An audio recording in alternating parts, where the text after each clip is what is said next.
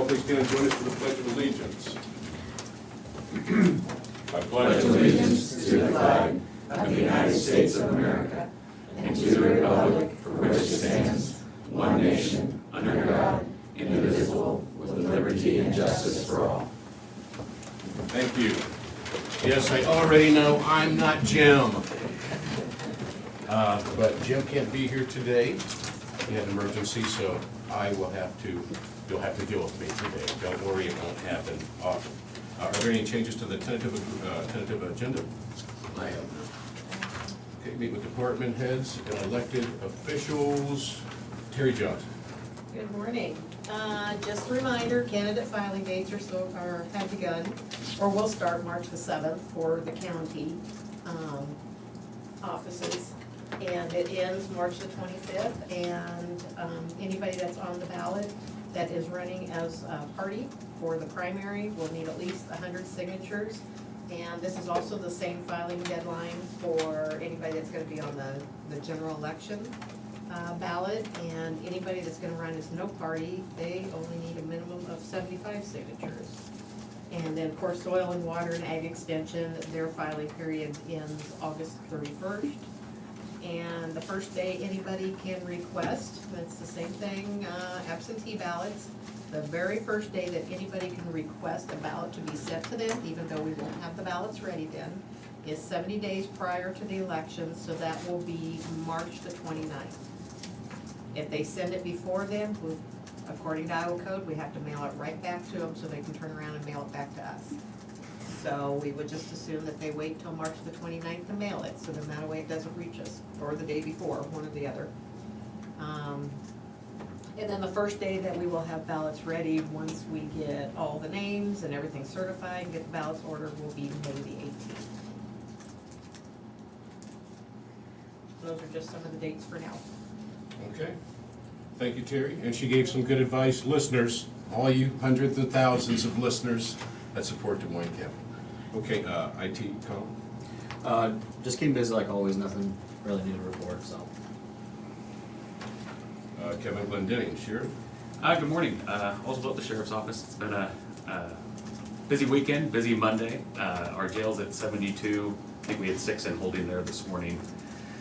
5 out of county, but 4 of those are juveniles, so 1 adult male out of county. That's due to that same conflict we've had. But all's well going there. Had an unfortunate incident yesterday afternoon. A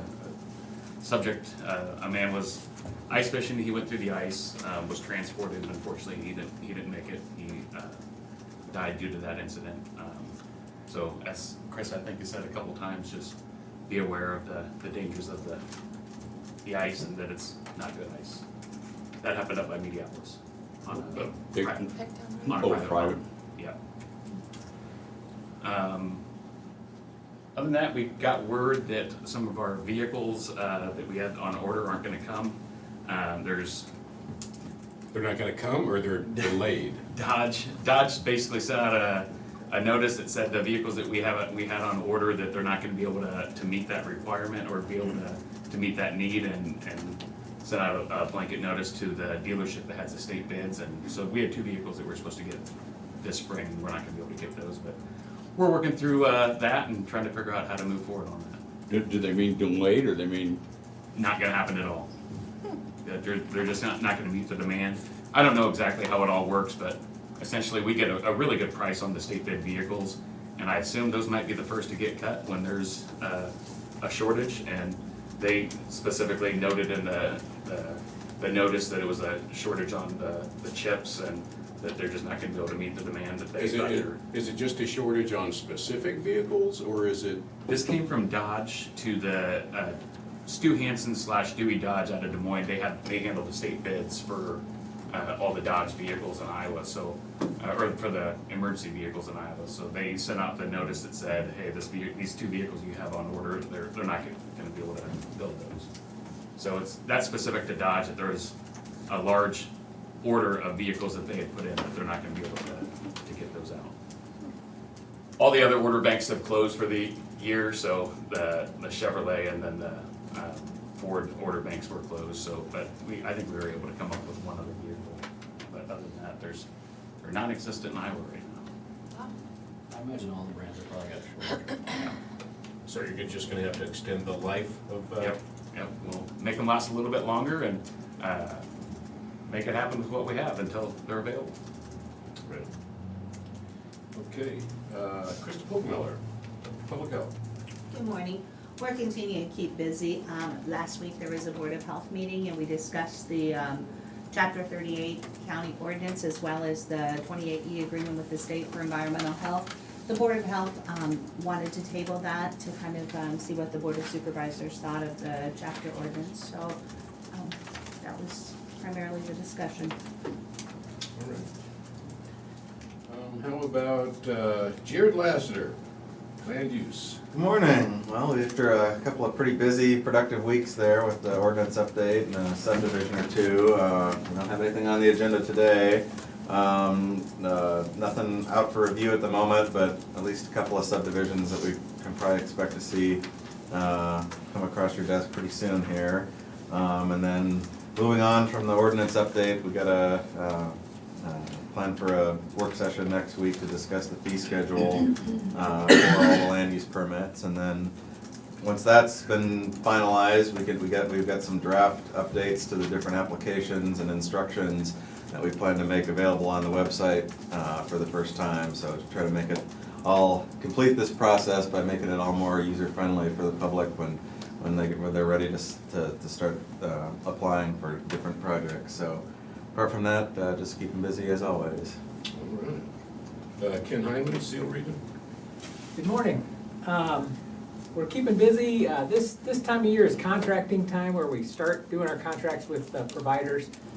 So I know I've gotten Van Buren Job Ops contract rough draft completed and sent on to them, and I'm waiting for them to get it back, and then it'll go to management team and governing board.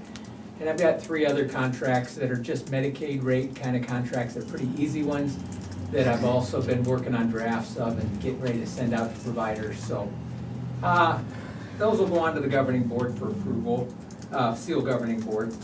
I'm being asked by Tammy, she's doing the expenditure budget for the region, and she needs to know the square footage that we need in our CDS office. And I asked in a meeting just this week, do you know yet from the finance committee of the Seal Governing Board what they're gonna pay for office space? And she said the MOU is gonna say $10 per square foot. So we're gonna have to get our square footage of the part of our office that MHDS uses, and we're gonna have to turn that into Tammy for the budget, and then we'll have to pay for our building usage. And I said, what does that include? Because I know Rodney and I have had conversations about what exactly, they do a lot for us, and that includes rent, utilities, and maintenance, is what she said. So $10 per square foot, rent, utilities, and maintenance is what I've heard so far. So I know Rodney's been helping me out with, we're trying to come up with a square footage to turn into the region, and so that's what I know so far, Rodney. All right. That's it. Heavy Lee. Again, just to reiterate what Kevin said, the ice is done on our ponds and our lakes for all intents and purposes. So just don't even try it. I'm seeing open water on some places, so anyway. But working on the land and water conservation grant, I will probably have a resolution that just has to go along in support of that on your agenda next week. And just kind of keeping that going. All right. Right on. We're proud of you. CMAC, you got anything you want to talk about? I'm just here for some agenda items. Okay, well, shake your hair for the camera. Somebody's watching. Okay. Brian Carter, County Engineer. Good morning. Not a whole lot. Just out doing a little bit of spot blading today, albeit it's a little soft and still frozen and plenty underneath, but other than that, just keeping moving, so. Nothing much for you. You're not gonna ask him to shake his hair for the camera? Hey, Brian, there's people watching. Shake your hair. That stuff was bouncing and behaving. Not really.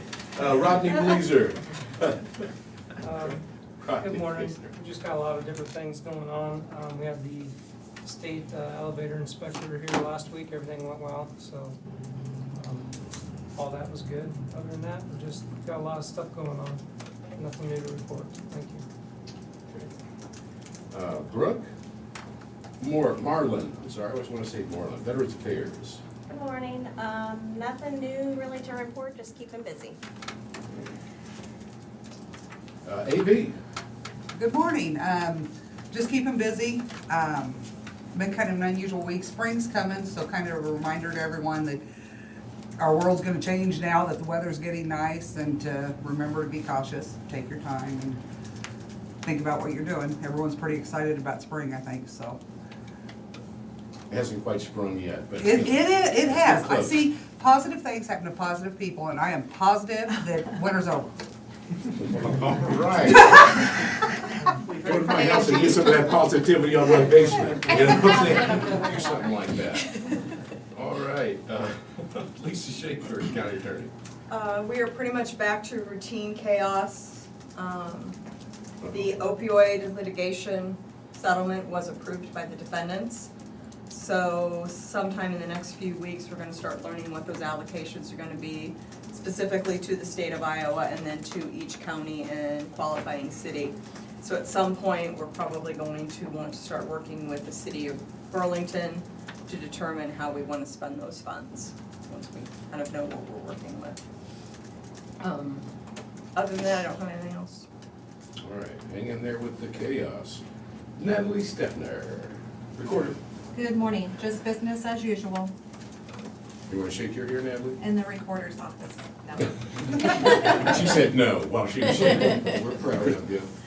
Could I beg the chairman's indulgence for just an embarrassing moment? Yes, please. I left my coffee in the microwave.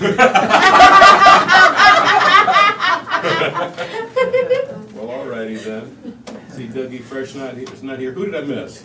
Did I miss somebody? If I did, I didn't mean to. Leah, I wasn't talking to you.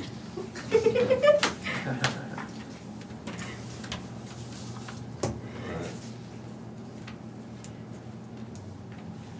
Do you have any correspondence, Tom, Jim? No, thank you for your indulgence. Okay. Well, let's move to discussion and vote.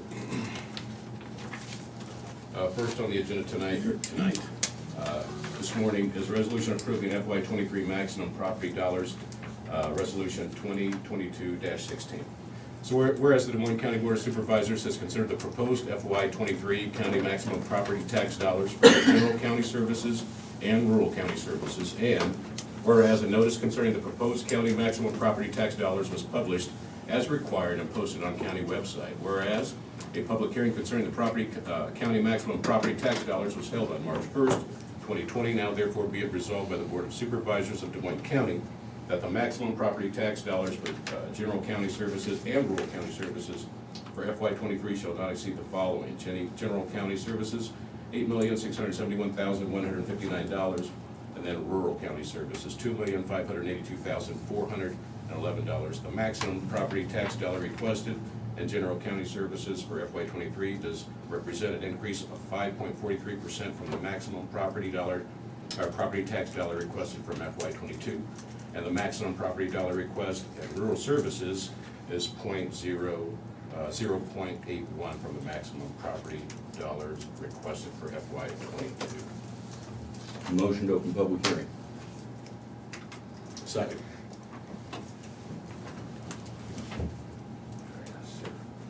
Sarah. Tom Broker, Yes. Shane McCampbell, Yes.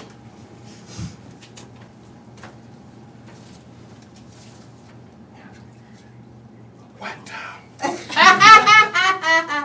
See how I move my lips and then are there any, wasn't that funny, Leah? Watching you. Are there any public comments? I see none. Nobody's even here from the public, but we thank you anyways. Okay, can I get a motion to close? Motion to close the public hearing. Second. Sarah? Tom Broker, Yes. Shane McCampbell. Yes.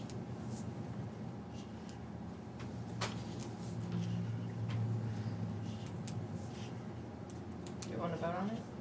Yeah, let's vote on it. Let's get it on. Motion to approve the resolution. Second. Tom Broger, Yes. Shane McCampbell, Yes.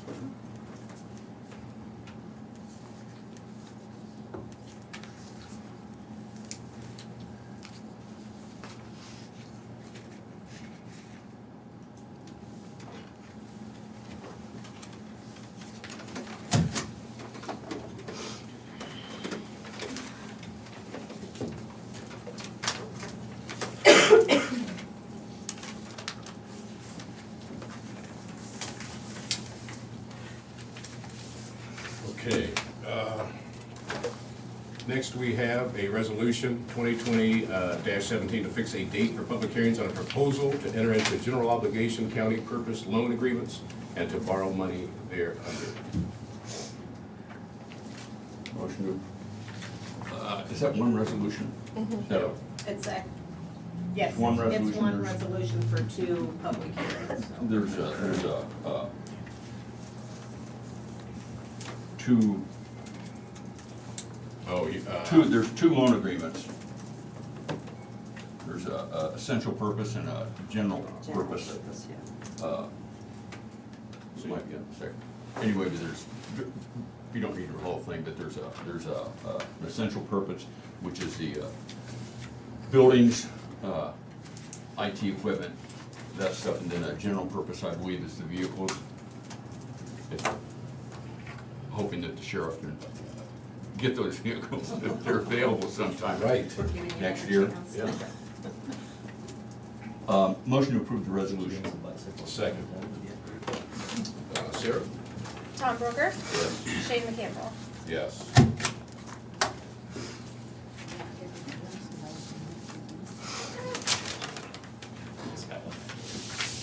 Go away. You want to take these two, or? Yep. You're up. You sign that. Sure. Am I signing chairman's spot today? Yeah, you're the,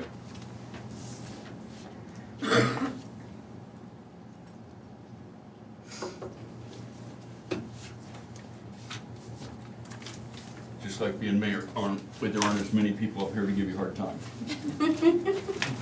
All right. Moving on to 5C then. Nobody's going to give me a hard time. Let's keep it rolling. We have a resolution, 2022-18, approving the ISAC Group Benefits Program 28E agreement. Yeah, this is something that ISAC is requiring. I think the only thing that we are involved in is the Accidental AD&D, death and disability. AD&D, but they're requiring the agreement and the resolution and all of that, so. Motion to approve the resolution. Second. Sarah? Tom Broger, Yes. Shane McCampbell. Yes.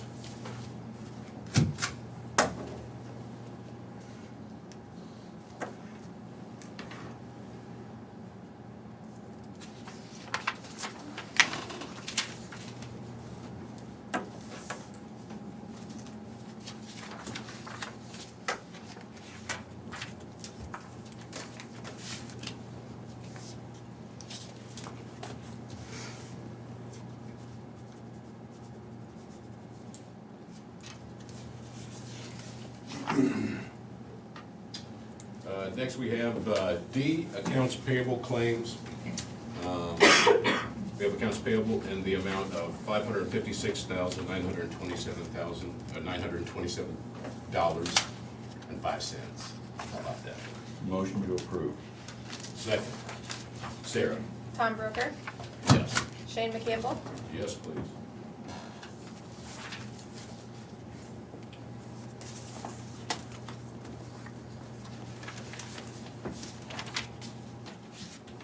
Next, we have a resignation of Danville Township Trustee. Board of Supervisors, please accept my resignation as Danville Township Trustee. I've enjoyed my time serving as Township Trustee. However, personal time commitments are increasing. Thanks for this opportunity, Stan C. Nelson. Stan, we appreciate. Motion to accept Mr. Nelson's resignation. Second. Sarah? Tom Broker, Yes. Shane McCampbell. Yes.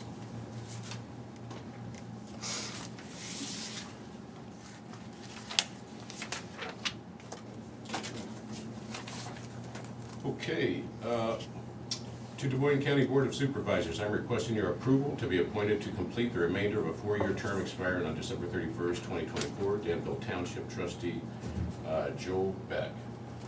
Motion to approve Mr. Beck's appointment. I second that. Sarah? Tom Broker, Yes. Shane McCampbell. Yes. Thank you, Joel, for serving. I just like it when they work them together, so there's not such a delay in between. Very efficient. Next, we have a contract, DCAT 4-22-024, First Amendment to the Systems of Care Mental Health Wraparound Contract. Motion to approve contract. Second then. Sarah? Tom Broker, Yes. Shane McCampbell. Yes. Keep us in compliance with the new state law. What was that, Tom? I said it'll keep us in compliance with the new state law. That's always good. Yep.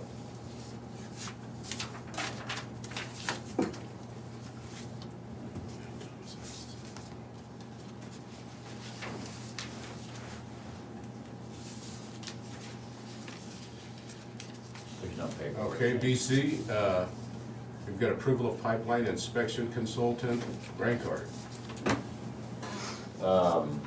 Okay, so this is related to the, I guess, not theoretical, but the Heartland pipeline, I think that everybody's aware is being discussed. One of the responsibilities, per Iowa code, I might add, this isn't something that the county does, is that the county board of supervisors has to hire an inspector who will, I think the best way to summarize, look out for the landowners and their land that's impacted by the pipeline installation. That's a very brief way to summarize it, but anyway, this is a new process for Des Moines County, but we went through and interviewed, I say we, it was the Board of Supervisors, Terry and I went through and interviewed 3 different companies. That was after we kind of did an educational session with another company that was not interested in Des Moines County, so that we kind of had an idea of what we were doing and what we were looking for. Appreciated all 3 companies' time. But I believe when it all came down to it, and this is really for the place for the board to fill in their part of it, but I'll summarize. I think when it all came down to it, we ended up with 2 that were very close. One that I would refer to as probably a distant third. And I think ultimately the board is most comfortable in this situation with Klinger and Associates, which is a local consulting firm. There's no contract paperwork. This is just for the board to publicly, I guess, approve the fact that they're going to select Klinger as the consulting firm for the inspection process. I would mention Jim Carey knew that he couldn't be here today. He contacted me. I know that I can't cast a vote for him, but he did want to note that he is supportive of Klinger. But anyway, so that's why there's no paperwork. I think it's just kind of wrapping up or cleaning up or finalizing the general interview process and kind of proclaiming what you guys support. So, and I do believe Klinger will come along with some sort of a preliminary contract just to kind of tie both parties together and start working towards this project. I don't know what the time frame is for the pipeline, so I don't have a lot of pipeline information for you. Well, I think one important distinction that needs to be noted is that the county hires this inspector, but the pipeline reimburses us for us, so it's no cost to the county, and I agree with Jim. I think Klinger was my selection. Was mine as well. I'm in agreement. Okay. I just thought this was an appropriate forum for all three board members to state their position. Obviously, you'll eventually vote on the contract itself, that's why there's no paperwork at this point. Terry's gonna notify a couple of them, and I'm gonna notify Klinger, that they were selected, and then I don't know if we'll end up with a work session eventually or what it'll be, but there'll be more discussion going forward on how to proceed. Sounds good. Thank you. Thank you, VC, and thank you, Terry, as well. Next, we have some personnel actions. We have Bridget Davis with the Health Department, authorized by CP for 20.38 hours of unpaid leave. Motion to approve. Second. Sarah? Tom Broker, Yes. Shane McCampbell, Yes.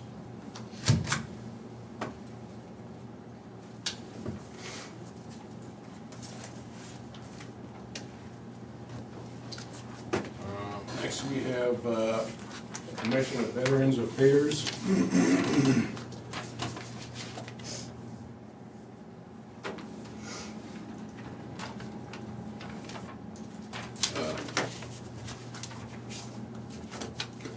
And these will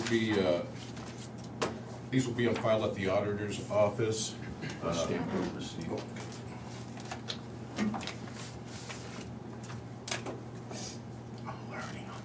You're not taking near as much training as I got. That mayoral experience is standing you up pretty good. Is that what it is? It's taught me how to stamp, guys. You know, it's a process. It's a process. But you can read these at the auditor's office at your discretion.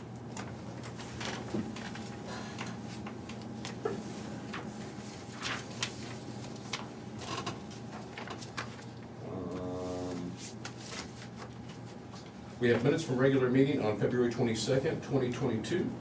Motion to approve. Second. Sarah? Tom Broker, Yes. Shane McCampbell. Yes.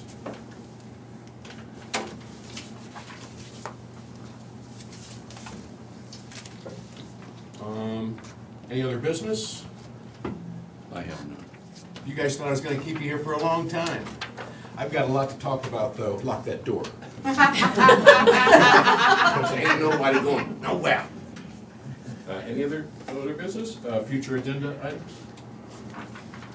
One thing I need to bring up is Ken had mentioned it yesterday that you guys need to discuss who would be the backup for the SEAL group, because Tom is the appointee, that's his committee, but there needs to be a backup. I think it used to be Bob. Yeah. They were asking for in the annual report, annual service and budget report that Ryan has to turn into the state, they list the person that serves and the alternate, and she was asking me, well, who's the alternate for Des Moines County? And I said, I don't know, I'd have to check with the board. Ordinarily, I would say, you can decide Jim's not here, but the Rust Committee meets at the same time, in the same building. Jim's on the rural utilities service system. And that meets about the same time as the What day do they meet on? the second, third, Tuesday, or Wednesday of it, Wednesday. every month. What time? 1:30? At 1:30 in the afternoon. I have to. It's every other Wednesday at 1:30? Sure, Brian. Once a month, on a Wednesday at 1:30, second Wednesday. And it would just be the alternate when Tom Tom can't be can't be there. Tom's already been. And Tom's always there. Yeah. Maybe not now, but. Yeah. All right. Thank you. So do we need to put that as an agenda item, or just? That's fine, and if you want to, when you talk to Jim, you can ask him, but I'm 90% sure that that Rust meeting is at the same time. Yeah, because he's always talked about how you guys kicked him out of the room or whatever, so. Well, they eventually moved them to another room, but we see them leaving. Their meeting doesn't last as long as yours will. Thanks, Tom. You're a real sweetheart, man. I bet you all your ex-employees love you. Committee reports, Thomas? We both attended the conference board and held a public hearing and approved the assessor's fiscal '23 budget. And I attended the emergency management meeting last week. They held public hearings and approved the emergency management fiscal '23 budget. That's all I have. At this time, we're going to start the clocks here. We're going to give all of you wonderful people 2 minutes. If there's something you'd like to say, any comment, you want to cuss out Tom, or you want to talk about Jared's socks. We're going to give you this opportunity to call in. We're going to wait for 2 minutes. The clock is ticking, dude. He puts his leg down all of a sudden. So Would you about like Jared's socks. What's the matter, Jared? We're all friends here. Let's keep it friendly. We're all friends here. Do they at least have funny faces on them or something? Let me see, Black Jared. socks. No, they're not. Shane, why are you showing your socks? Excuse me? Why are you showing yours? You know what? You got a funky attitude today. You need to work on that. Can we deduct her pay for that?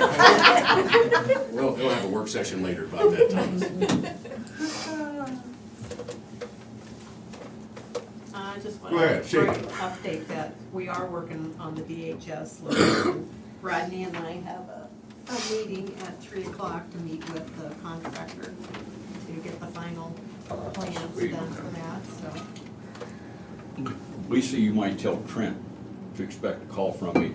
Krista mentioned that ordinance that he wrote about the wells. Ordinance 38. There's a new 28E that the state would like us to sign. Before I was a member of the board, I was here once when they discussed it, and the previous 28E, I think they decided not to sign for one because they thought it put too much responsibility or on the county as opposed to the state because we don't have the resources. And as you might be aware, there's a huge underground plume of contaminated water that shifts around. It's mostly headed south from the Iowa Army ammunition plant. And so you have to keep track of that. I don't know who does that, but I might have him look at a couple of those things. Krista sent me a copy of the last 2080 that was signed in 2003 maybe, and the new one that the state sent just the other day. So tell him I'm gonna be sending So we some are, stuff. we're Be still fascinating. we're still going forward with the well ordinance though, aren't we? The chapter 38, Yeah. that just adopts the ordinance, so it's not the 2080 agreement, but. Well, I just certainly looked at all of them, and I'm not sure there's nothing wrong with the ordinance, but how it fits in with the 2080. I looked through it, and a fair amount of it's over my head, or public health, I don't know, wells, I don't know, legalese, I don't know. Because that last well ordinance, I think it was first adopted in, what, 95 or something? Yeah, it went back quite a ways, it just didn't fully adopt the chapter, and maybe that was part of them not wanting to sign the 20, I don't really know. Because that's set up and the public hearings are gonna be the 15th, start the 15th, I believe, for the well ordinance. Okay. That's, So I just wanted to make sure that's still going on. I just remember the previous sanitarian talking to the board about it, about the county didn't have the resources to do some of the things that he thought the 2080 said that we should be doing. Time is up. Looks like 2 minutes to me.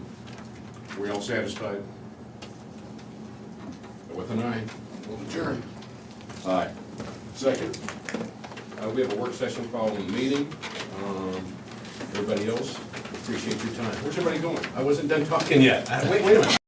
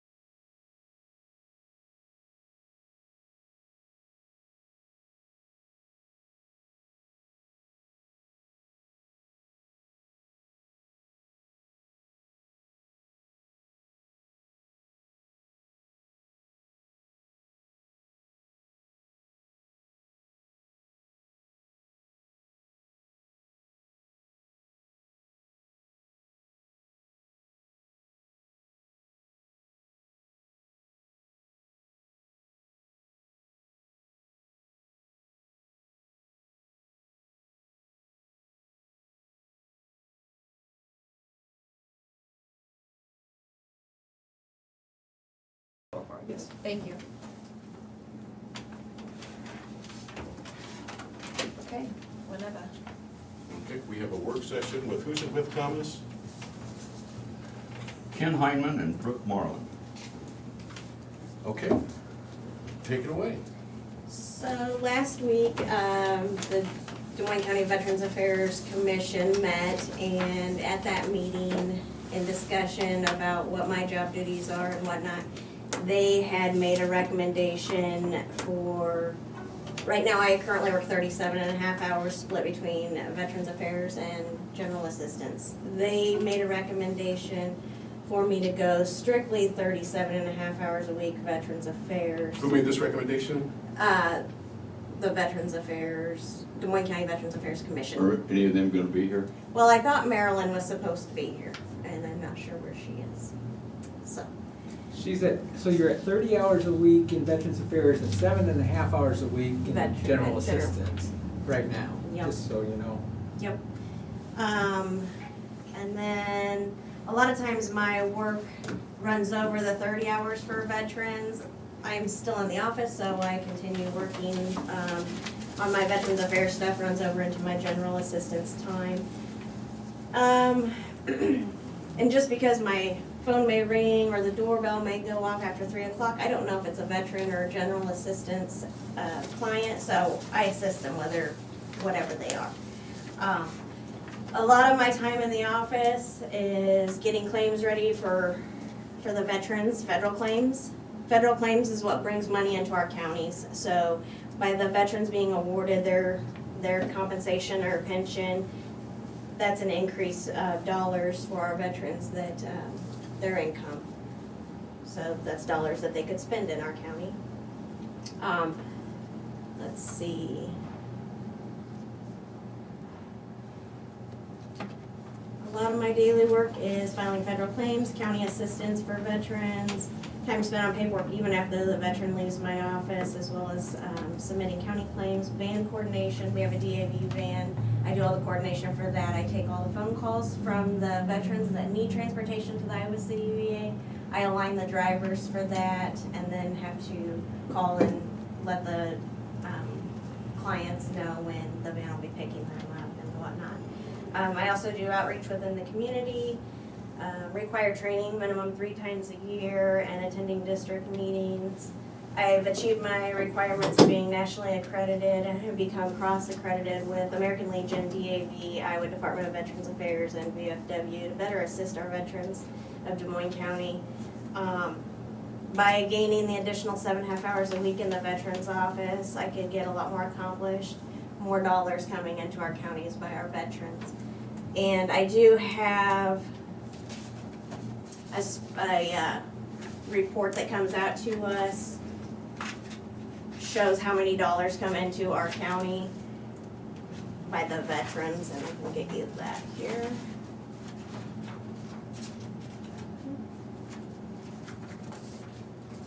Sorry, I only have one copy, but I can show you this here. So, January 2021 and January 22, I kind of highlighted Des Moines County there. It shows the increase in how many dollars are coming into our county from the veterans, and it was an increase in that year of $85,220 of an increased income for our veterans. And that could be due to service-connected compensation, pension, survivor's benefits, or DIC, which is for spouses whose veteran's spouse has passed away. I'll make copies. Thank you, dear. And then I don't know if you'd like to see this graph. This is kind of an increase in the calls that have came in. Comparing January and February 2021 to January, February 2022, the increase in the call volume as well into our office. So there has been some increases there also.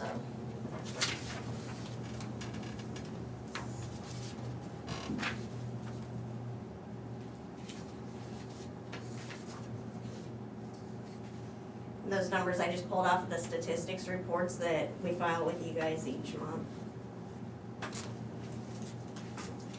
I've got a question for you. Sure. Do you think the phone calls in January do you think that's high? Currently now, Yeah, no, I'm saying, and I mean, no disrespect to your job at all. I'm just saying, I'm seeing the phone calls for January at 63, and I'm seeing like in 2021, like 9. So Don't the- you feel like those are low numbers and that? so the guy that I replaced, January 2021 is when I came into my position. The guy I replaced didn't file federal claims for anybody. He would say, let me get you the form, give him a piece of paper and send him out the door. I sit with the veteran, I fill out the forms, I submit them thank you. I submit them, through my service organization, whether it be VFW or whoever at Des Moines, and then they electronically upload them. So Bob, who I replaced, didn't do any of that in the past. So now people are finding out, yes, that's something I do, and it's increased. Okay, back to my question. Is 63 and 46, is that a lot of time consuming? Is that a lot of calls? I mean, or is Absolutely. that considered a lot of calls for them? That's a lot of calls, that's a lot of questions as what are they eligible for, how can we get together? That's just a call, that's not the time of them coming and sitting with me, and it could be an hour or more. Or that time slot for them to come and sit with me, to bring in the documentation to get it filed. Maybe coming back a second or third time, bringing in more medical documentation for me to submit their claim showing. Why that so it's many in serviceable. January? What's that? Why so many in January over February? I don't know how or why the difference, but, I guess we'll see how it trends in the months leading forward, but I could only compare months that I've been here. And so January, February, I felt like that should have been comparable since I've only been doing it for about a year.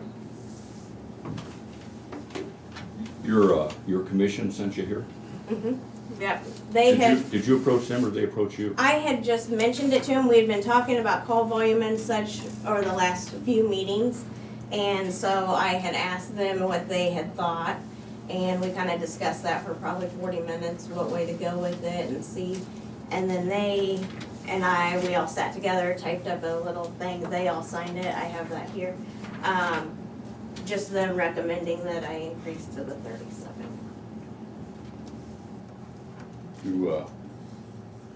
You were here a few weeks ago to go through the fiscal 23 budget. Nobody mentioned that then. No. So that public hearing we held today was for maximum levies. That budget's all but set. Does anybody on your commission know how budget works? I'm starting to wonder if they. Do you? Yeah, sure. How did, do I understand, you think this should take effect on April 1st? Well, and they said that they would discuss if we could do something a little further, because we had discussed, but we knew the new fiscal year starts July 1st. Didn't know if they would be willing to compromise the date and all of that. I don't think they would be willing to compromise the date. It says in the section 358.7 of the Iowa Code, the commission shall meet annually to prepare an estimated budget for all expenditures to be made in the next fiscal year and certify the budget to the Board of Supervisors. The board may approve or reduce the budget for valid reasons shown and entered of record, and the board's decision is final. So, if this is what they're recommending to us, and they aren't here, you started a year ago, and I remember that. I was involved in that. Ken approached me anyway, and he said, Brooke's working part-time in my office. He said this would work out great. He said she could take care of Veterans Affairs and VA. She says she's working part-time. She'd like a full-time job with benefits. So I spoke to you several times. You seemed was a good deal. Everybody's happy. So anyway, so you got a full-time job with benefits. A year later, after your budget's submitted, and we pretty much settled the fiscal 23 budget, you're here to say that I just want to do VA, I don't want to do the rest of it. That's you guys' problem. Do you get how I don't understand that? Sure, sure. Yeah, well, you know, it was just something that we had discussed and thought that maybe it would be Is best this something that interest- came up in the last couple, 3 weeks? Because like I said, you sat there a few weeks ago, you were here during a budget hearing. And I never heard any of this. Well, I have been talking to them about the increased call volume and such. Talking to who? My commission in the meeting. And then this is what they had decided in the last meeting we had just last week. So I didn't know. Did you tell them that your budget was Yeah. due back They knew we a had month budget ago? hearing. Yep, and they weren't interested then? they didn't say anything about it at that time. What do they think we should do? Amend the budget? Come up with a new budget, maybe start over from scratch? Yeah, I'm not sure. They didn't really discuss the budget side of things, but I knew that the budget would be involved. I definitely knew that. So they didn't really discuss how or, Are you sure you, so anyway, so this is something they came up with though? I had asked them about the increased volume. That's how it all came up. And then. And mentioned to them you needed more hours? Mhm. So you did mention it, they Sure. didn't come up, you came up with it, they I didn't? had mentioned it to them, yes. Because I sit in the seat every day, I see what happens in the office, how much calls, what time is involved in filing the federal claims and stuff. And this is, nobody's heard about it until just the last few weeks. You mean my commission hadn't heard about it The- till the- last? The only people that can spend tax money have to be elected. Sure, That's the three of us. sure. Has anybody spoke to you about this? No, sir. Brooke called me last, was it Thursday? Yeah, I called Joe And I'm last. told you yeah, then, Thursday. sort of what I'm telling you now. Sure. This was something, you guys wanted, you sought, Mhm. so we've been there a year, got a second budget approved, and now you're here saying,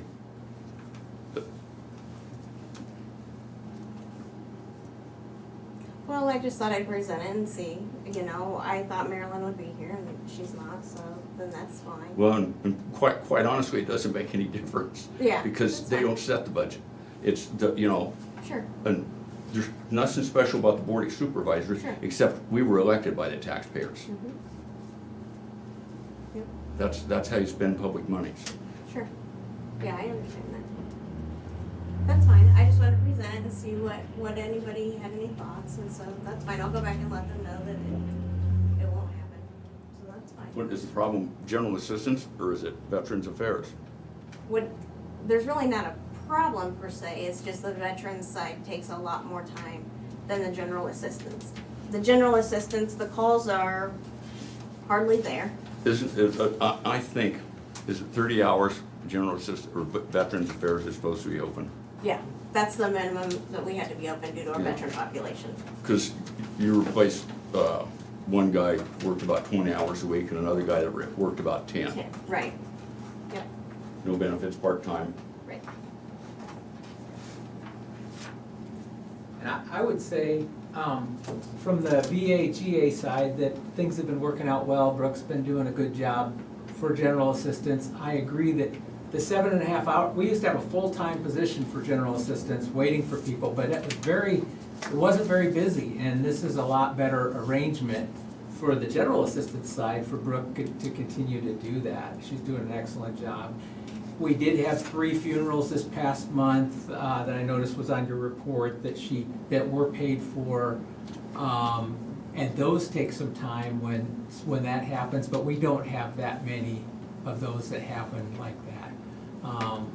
So, We're only assisting a couple, probably 2 to 3 a month, right, and about 20 to 30 calls a month for general assistance. December's report, which she does the report on an annual basis, so we had 76 people that we funded during last year. So 76 people out of the 12 months is how many we funded total.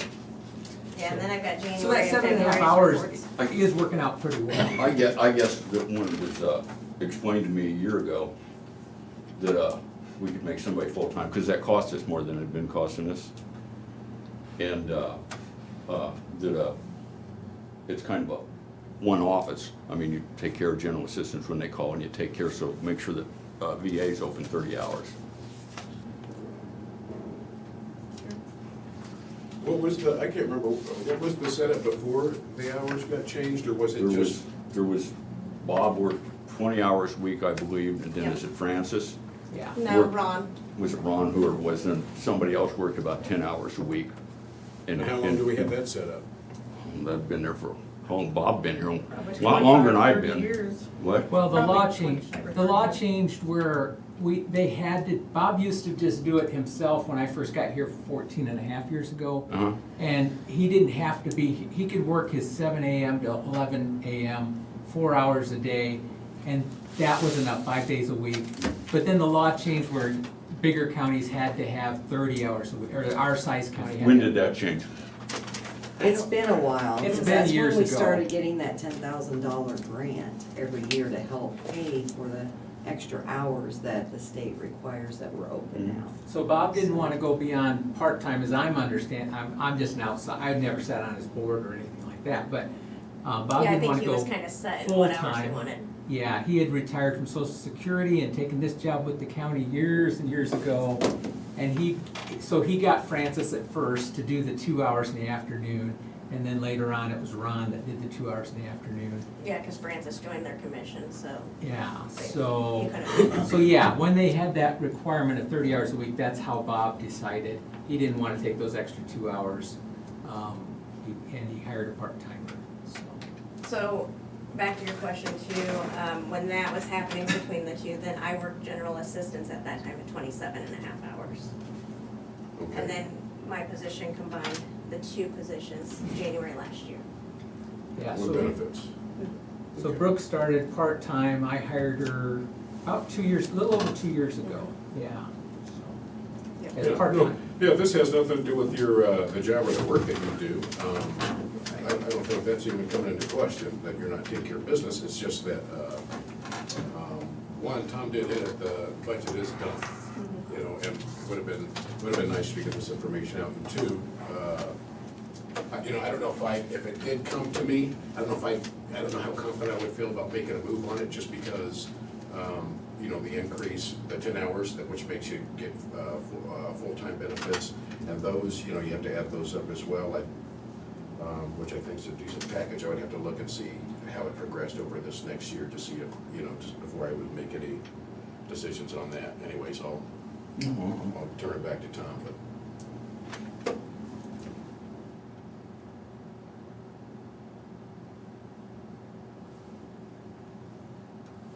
So if you were doing just VA, what would you expect to be paid?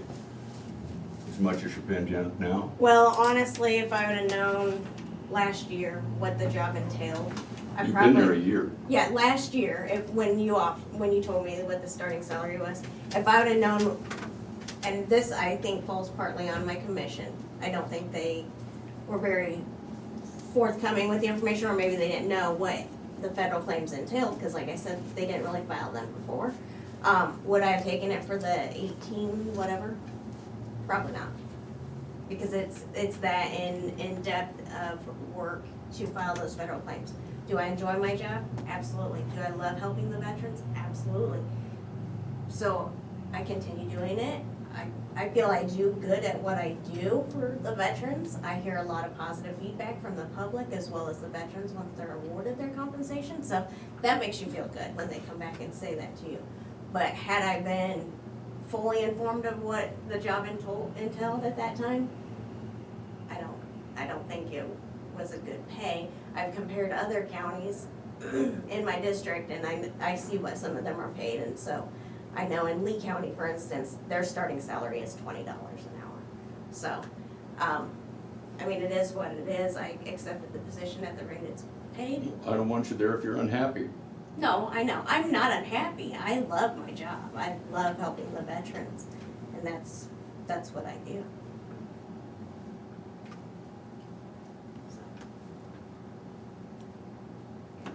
So. No, I really do enjoy my job.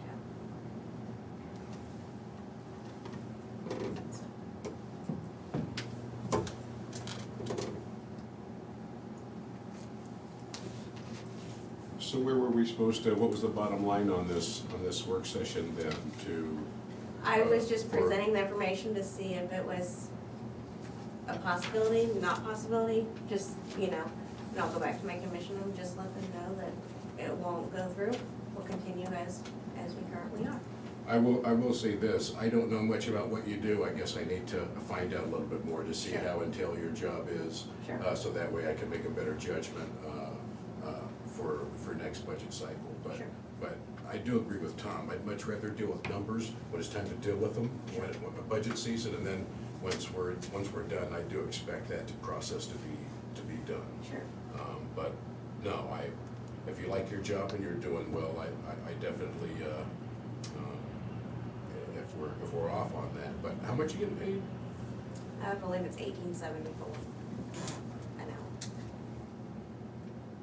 What's that, 36,000 something, Yeah, something like full benefits? And they've given you some step-up increases since you started that. Yep, as the VA. those are done. Yeah, so that wasn't my starting salary. I'd have to look back to see what, I think it was 34.1 was my starting salary. Yeah, I'm satisfied with what you gave. I still, I guess I, don't know what else to add that's already been added, but I appreciate your work. Again, I need to know how much to appreciate your work, and that's shame on me. Sure. But I definitely want to find out what you're doing, so next time you come and sit down before us, I got a better idea. Maybe I can, what was that lady that was supposed to come here from the commission? Maryland Box. Well, see, if I know what you're doing, you don't need Maryland Box, but I don't know what you're doing, except for what I see on paperwork. Sure. So I needed Maryland today, but, I but next time, I need Maryland before we finish up. Yeah. I know. How's general assistance going? It's slow. I would say it's slow. I have my January and February reports here. Let's see. February, we had 10 contacts, helped 2. And in January, we had 20 contacts, helped 3. I guess when I envisioned this, is I thought, you might take a general assistance call and then a veterans affairs call. Yeah, and that's what You just- happens. I mean, the calls mesh. It's, I could be working on veteran stuff, phone rings, you get it. That's You right. don't know which call is coming, you know what I mean? So it's switching gears constantly. It's going through the 2 different programs. It's 2 different income guidelines for county assists. I believe general assistance is maybe a little under 50% poverty level. And Veterans Affairs County Assistance is at the 100% poverty level. So, I mean, just switching gears over each phone call, you don't know which phone call it's coming in until you pick up that phone, or who's ringing the doorbell, if it's general assistance or Veterans Affairs, I don't know. And that's why I answer the phone until 4:30, I don't know who's coming or going, so, And yeah. I love how even before when it was part-time, you could just set certain hours and then you had to have people come in during those hours. But I love how VA and GA are both open from 8 to 4:30 Monday through Friday, because she can cover both, like she said. And it gives more availability of hours to people to come in. And better than what VA had before with Bob, They had the 7 a.m. to 11, and then they had from 1 to 3, but there was a gap in there and nobody was there till 4:30. It's a better system than it was when Bob was here, and by combining GA and VA, so. I do think try that to. was the, oh, go ahead. No, go ahead. I was just gonna say, I think that was the way to go. I don't see how you could possibly have, I don't know whether any other option, because you can't have somebody full-time for general assistance. Right. You know what I'm saying? I mean, even somebody part-time for that would be, what are the numbers, what are the phone calls, and how much time's being put in, so. And I've thought about doing it myself when I heard that she wanted to take more hours in VA, but I think I do contracting for the 8 counties in the region, and there are days when I'm gone all day long doing that contracting or going to SEAL meetings in Mount Pleasant. And there'd be a lot of times when the public wouldn't have anybody available in the office, because we used to have a secretary and all that. We don't have any of that, a receptionist. We don't have any of that anymore. We've cut back on our expenditures over the years, and we have a very minimal staff, so. The state took away all the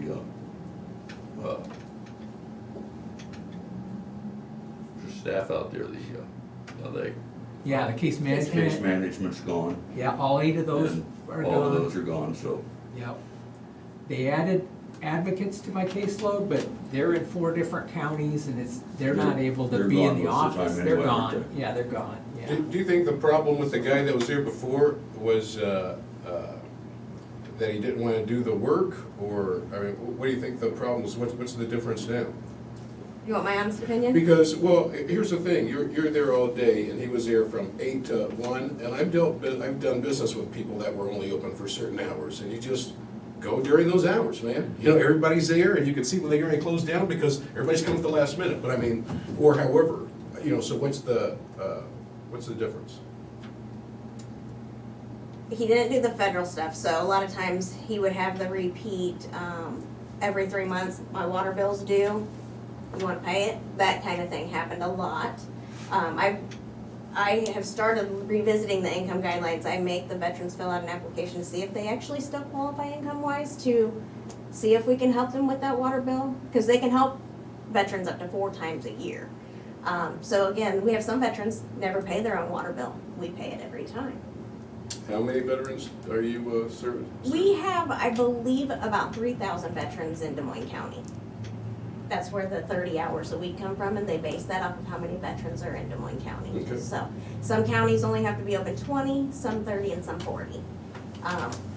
I feel, just feedback I've heard from veterans that had came in when Bob was there until when I was there, I think age was a factor. I believe he was in his 80s. I don't know. I think a lot of it was he's there, he's just doing what he has to do, give his county assist, print out a few papers off of Google, tell them to file their claim, see you later, no follow-up with the claim. He wasn't cross-accredited with anybody, didn't do anything on the computer to electronically file them, everything was done on typewriter. I think over this last year, we've brought things more into the technology side. We've gotten the software, we're able to do the forms online. Okay. We sit with the veteran, we get that information to file it. I can definitely confirm that, you know, Bob did the typewriter Sure. and everything, and Brooke has done a good job of bringing claims up to computerize them, and a lot of things like that that are good. I believe I have about 70 federal claims out right now that I'm watching. The VA does not move fast on claims. I still have stuff pending from March of last year. And that's just waiting on the VA to make decisions on these people's claims. But yes, I check on those claims 3 or 4 times a month just to see if any movement, or is the VA needing information from the veteran or the veteran's spouse? If so. You gotta check on the VA won't send you information saying, hey, this went through? The VA does not contact me. They do contact the veteran or the surviving spouse or what have you. I have to get into a system called VBMS, the Veterans Benefit System, to see, have they been awarded, are they waiting on information? So yeah, I have to take the veteran's information, plug it in there, pull it up, read through statements to see, and if there's something I need to reach out and say, hey, they've been waiting for this or that, you have a 30-day window, let's get it, you know. So yeah, it's just, it doesn't end when the veteran walks out. It's a constant checking and seeing where are we at with Now, things. Bob did spend a lot of time arranging transport to Iowa City for people too, for their medical appointments. I sure do that I too. did, yeah, I heard a lot of phone calls. You know, I don't work in that department, but I walked by that Sure. office and I'd hear a lot of phone calls of him setting up drivers for Iowa City too. So Mhm. that was another part of his job. Yeah, we have the DAV van and we're still doing that. I have a handful of drivers and I don't know, I'd have to look on my reports, but yeah, I get phone calls for the van and then, you know, the client calls me and says, I have an appointment in Iowa City, let's say Monday, 8 AM. I compile a list, I get a driver, then I call back and confirm all the riders and let them know, because our van picks them up at their home and then drops them back off to their home. So then I call and confirm with the rider, hey, they're picking you up at X time, you know, that type of thing. So yes, I still do the van coordination as well.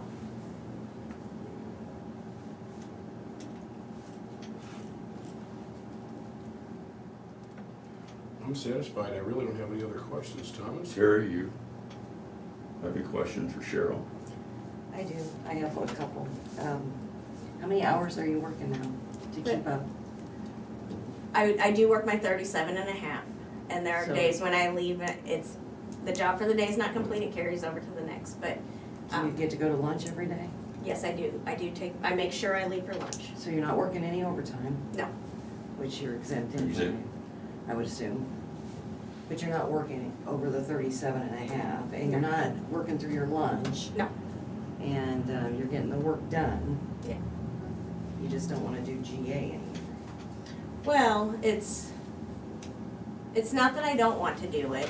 I just feel like I could focus more so on the veterans. And honestly, I didn't know if I was exempt or not because both of my job descriptions have different things at the top. So I didn't know if I was an at-will. I just was under the impression that I thought that at 37 and a half hours, that like I couldn't go over that period. So that's why I just, 37 and a half, that's what I put in.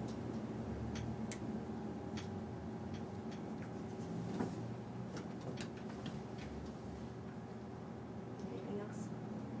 Did you get to go on vacations? Couldn't tell you last time I got to go.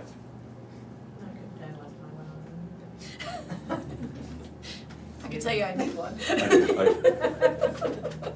I didn't, oh, I try and take partial days just so I can catch up. Okay, can I ask something? Sure.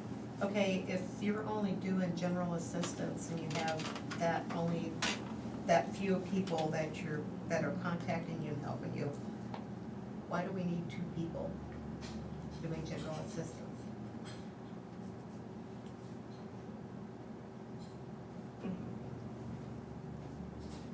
that would be a question for you, Ken. I don't think I am happy with the current arrangement, and so when Brooke came to me just recently and said, my VA board would like me to go full-time, I thought, oh my, what are we going to do? Because I really don't need I just need some part-time help, but it's nice to have the availability throughout the whole day for the community, you know, so if we didn't do that, I mean, a lot of other counties, I believe, have both combined VA and GA departments, and I think it works well, so I like the way it's been working. I prefer that over, you know, I did have a full-time GA person and she did office duties too, but I don't have enough office. When I had a full staff of 12, there were more office duties to do, more supplies to buy and things like that. I don't have that anymore. Now we have a certain person in the region that buys all supplies starting July 1, and I just don't. Can I ask, what do you do with GA? Do you do anything with GA? The general assistance, if she has a tough case, I'm the one that would have to approve, you know, an exception to policy or talk it through with Brooke on general assistance. Otherwise, as a department head, I still come to the board meetings and things like that, and it's really not, when we start splitting out, what is your duties for the region and what's your duties as a department head for Des Moines County, that's kind of where the general basic dollars comes in. So I consider when I'm going to department head meetings or to board meetings as part of the GA side instead of a regional responsibility, you know. But there isn't a lot that I do in GA. Somebody else could take GA. If the county were to decide, you know, we want someone else to do GA, that'd be fine with me. Then that's what a lot of the other CDSs don't do general assistance under their job duties. And so most of them are 100% paid by the region. And if that's what the board wanted in the future, I would be fine with that too. It's whatever you guys want. I'm happy to continue being over GA if that works out best for the county. But if there's a different situation where a lot of things are changing July 1, and I'm willing to, I'm very thankful to have worked for the county for these 14 and a half years. I love what I do too, and I will continue to do whatever the board wants me to do, so.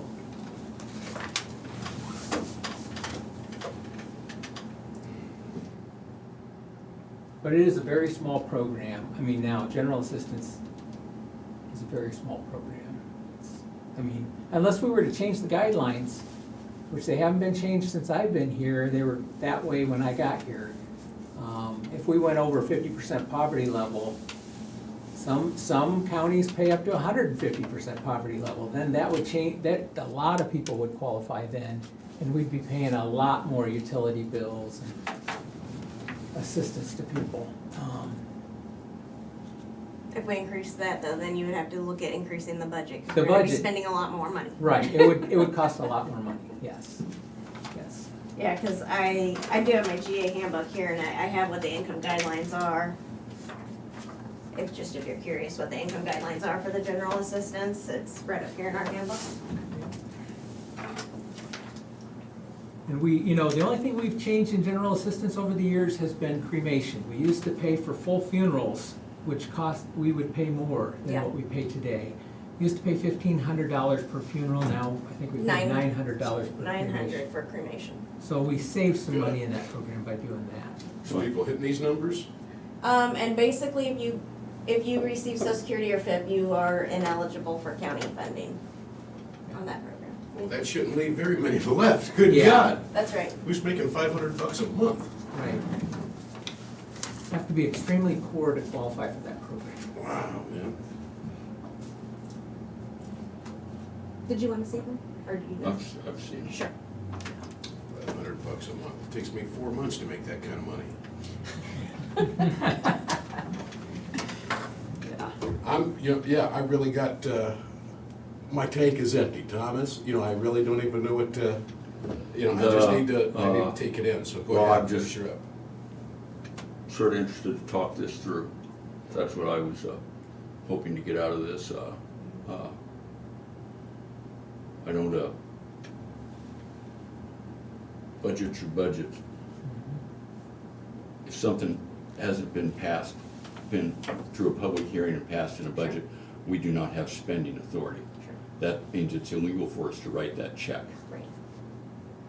Now, would this be something maybe for next year, if the commission would hold a work session? I mean, is that maybe? And that's not, anyway, and that's part of what gets to me. We sat here and did that budget. No, I'm That talking was when about, we I'm had talking about public, the when we next. have, you mean the fiscal 24? Yes, Well, it would certainly be something you would look at. Sure. But like I said, we had a public hearing today on maximum tax dollars. We'll have a public hearing on the budget in 2 weeks, 3 weeks, whatever. It'll go to publication in 2 weeks. Yeah. So once it goes to So once it goes to we're publication. done. And what we had a public hearing on today has already gone to publication, so sure. it's done.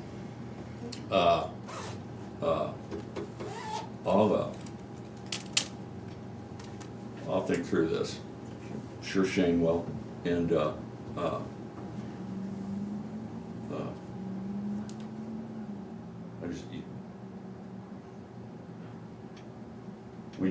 if you come here after we've been through budget hearings and finished all that, say, well, we want to open up the budget we just finished, and then we want to change the budget we're already in, Right.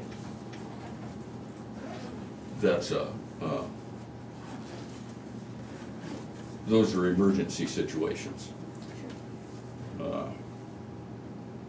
But I will think this through, and I might have some more questions for both of you. Sure. That's okay. Absolutely.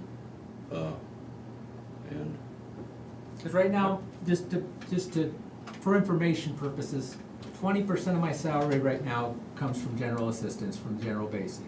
So I think it's about $13,000 a year that comes from general basic, and 20% of my benefits, come from general basic. So that's about the percentage of money you would have if we switched the GA program to somebody else doing it, or, I'm happy to continue as best I can with what we've got, however you want us to do it. okay. I don't have any more questions, Shane. I'm satisfied as well. I want to thank you both for coming down, appreciate it. And if there's nothing else? Unless, either you guys have any more questions? Harry? She's giving me the Tom face. Why Why are you giving me the Tom face? Terry, stop it. Something's on the tip of her tongue. Oh, there's things I'd like to say, but no. It's just something I'd have to discuss with you guys, so. Okay, well, thank you guys. Thank you. Sarah? Thank you.